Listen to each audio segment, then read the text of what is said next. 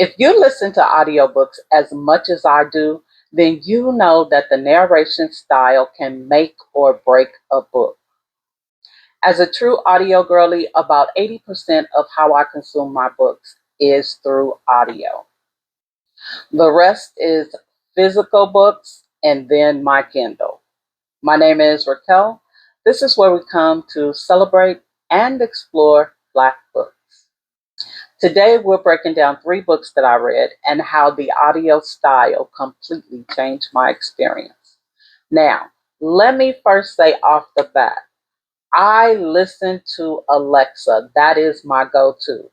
Now, if I'm reading a library book and they don't have the audio, I'm going to listen to it on Alexa. Or I might read it. But Alexa is definitely my go-to. I know a lot of people hate text to speech. They always got something to say, how listening to a book is not reading a book. But I'm going to tell you, I really don't care. I don't. This is how I consume my books. And if the goal is to consume the books, I am doing that. So it is what it is. I've listened to Alexa for so long that it really doesn't bother me anymore. At this point, Kindle Unlimited gets my $14.99 each month. I refuse to pay for extra audio when text to speech is free. And the same goes for library books. If I can't get the library book in its audio copy, I'll get it as a book, transfer it over to my Kindle, and listen to it on Alexa. Let me show you what I mean with these 3 recent reads. So the first one is Scammers by Tiffany D. Jackson, and the narrator is January Lavoie. So I've heard a couple other books by January Lavoie, which was Good Dirt, and they've also done the narration for Zeal by Morgan Jerkins. The narration was so smooth it actually fell into the background. I don't really remember the narration as much as I remember the book. And I think that that's kind of the point of it. This was a really good book. It hit home. I have an 18-year-old who's about to leave for college next year. And this book is about a bunch of college students who are manipulated by the main female character's dorm mate's brother. I did not read the synopsis. I just got into the book. And I do that often. It's not something new. But this was a really good book. The main point is that the narration was so good, it wasn't a main focal point for me. The book was the main focal point, and I totally enjoyed it. The next book was Where the Wildflowers Grow by Tara Shelton Harris.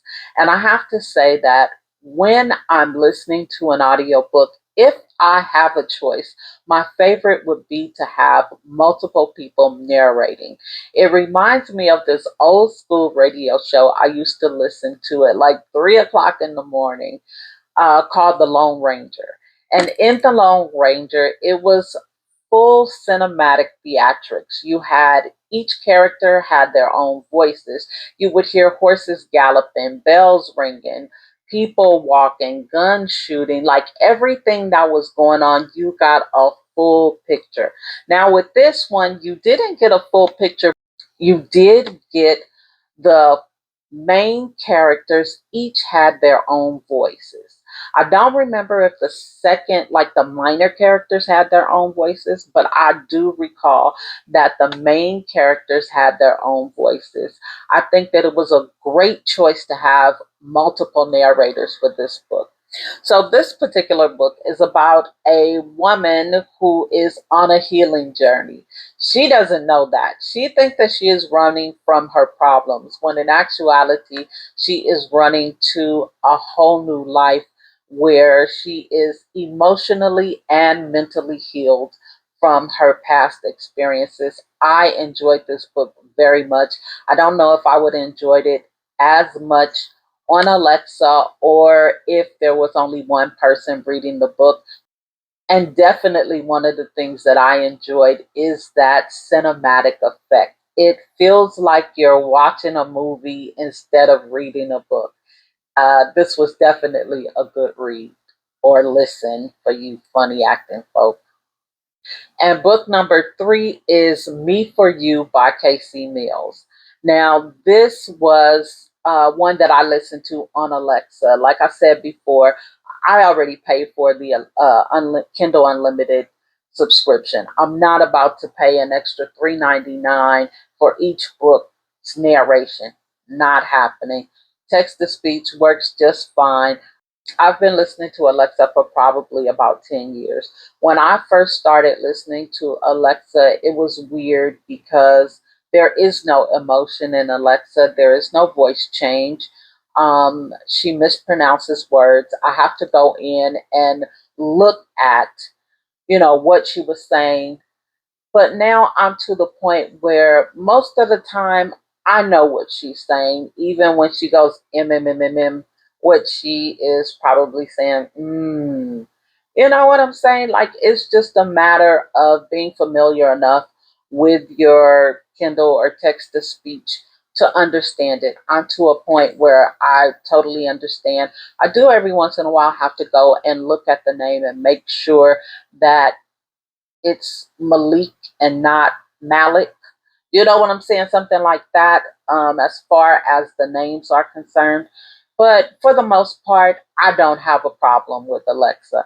This was a really good book. It was emotional. I got the connection between the two main characters. This book is about a professional football player who finds out that he has a 6-year-old sister who's deaf, and he is trying to get custody of his 6-year-old sister. His 6-year-old sister has bonded with her teacher, who is also deaf, and the older brother is trying to convince the teacher to be one big happy family. I smiled throughout this book. It is a really good book. I loved it.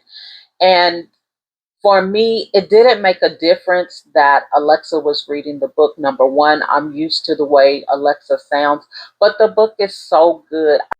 I think that for me, if I read the book or if Alexa reads the book, it doesn't matter. If it's a good book, it's going to shine through because I'm used to Alexa. If it's not a good book, then I'm not going to read it or listen to it. So I don't think that matters very much to me.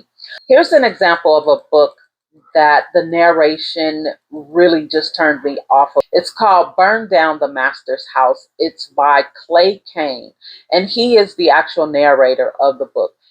He is talking so slow that even if you speed it up, it still does not sound like something that I want to listen to. I DNF that book because of the way he sounds as a narrator. I will be going back to read the book at some point, probably through Alexa or just reading the book if I get the physical copy. But I will not listen to Clay Kane read that book. It is a horrible, horrible narration of that book.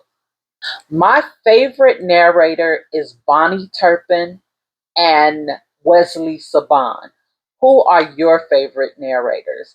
And would you rather listen to a horrible human narrator or just listen to Alexa? I hope you enjoyed the video. Don't forget to like, comment, share, and subscribe. Until next time, see you soon.